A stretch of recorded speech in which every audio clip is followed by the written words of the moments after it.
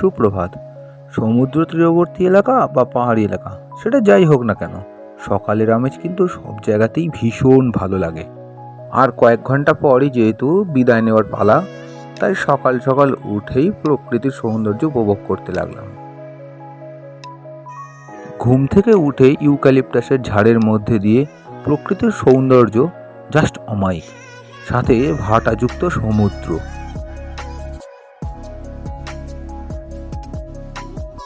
বেলা বাড়ার সাথে সাথে জোয়ার আসতে শুরু করলো।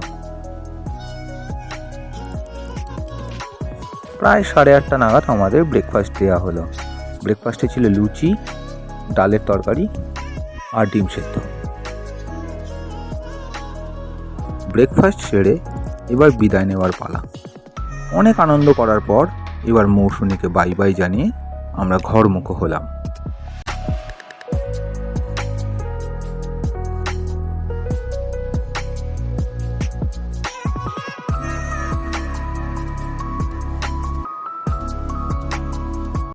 মৌসুমী হলো নামখানার কাছে একটা ছোট্ট দ্বীপ। মৌসুমী দ্বীপের আসল সৌন্দর্য হলো নদী আর সমুদ্রের সঙ্গমস্থল। ব্রিটিশ আমলেই এই দ্বীপটা পাওয়া যায়। ব্রিটিশরা এই দ্বীপটাকে প্রধানত নুন আর শুকনো মাছ পরিবহনের জন্য ব্যবহার করত। যেহেতু দ্বীপটা সুন্দরবন লাগোয়া, তাই অসংখ্য ম্যানগ্রোভের দেখা মেলে। এছাড়া এখানে অনেক পাখির সমাগম হয়। গ্রামের সৌন্দর্য উপভোগ করতে করতে আমরা বালিয়াড়া ফেরিঘাটে পৌঁছালাম। এরপর আমাদের সমস্ত বাইকগুলো নৌকায় তুলে আমরা রওনা দিলাম পাতিবুনিয়া ঘাটের দিকে। নদীতে জোয়ার থাকায় পাতিবুনিয়া ঘাটে পৌঁছে নৌকা থেকে বাইকগুলোকে ঘাটে তোলার অভিজ্ঞতা বেশ ভয়ঙ্কর হয়। আমরা সেটা নিয়ে ব্যস্ত থাকায় সেই ভিডিও আর করা হয়ে ওঠেনি।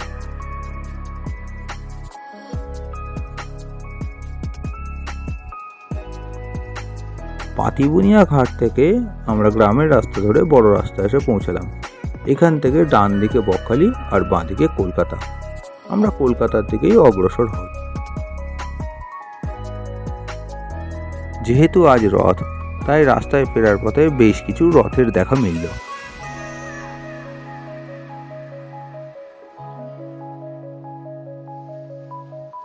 নামখানা উড়ালপুল ধরে আমরা সোজা কলকাতার দিকে অগ্রসর হতে থাকলাম। আর নিচে হাতানিয়া দোয়ানিয়া নদী।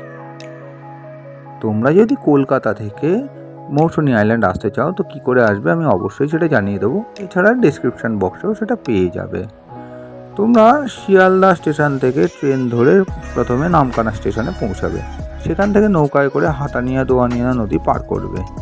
তারপর তোমরা 7 মাইলের দিকে এগোতে থাকবে এবং পাতিবুনিয়া ঘাটে পৌঁছাতে পারো, কিংবা বাগডাঙ্গা খেয়াঘাটে পৌঁছাতে পারো। তারপর নদী পারাপার করে সেখান থেকে টোটো নিয়ে যথাস্থানে পৌঁছে যাবে।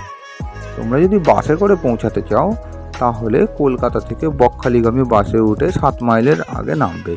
সেখান থেকে ডান দিকে যে রাস্তাটা চলে গেছে সেখান থেকে টোটো নিয়ে পাতিবুনিয়া ঘাটে পৌঁছাবে এবং খেয়া পারাপার করে সেখান থেকে টোটো নিয়ে যথাস্থানে পৌঁছে যাবে।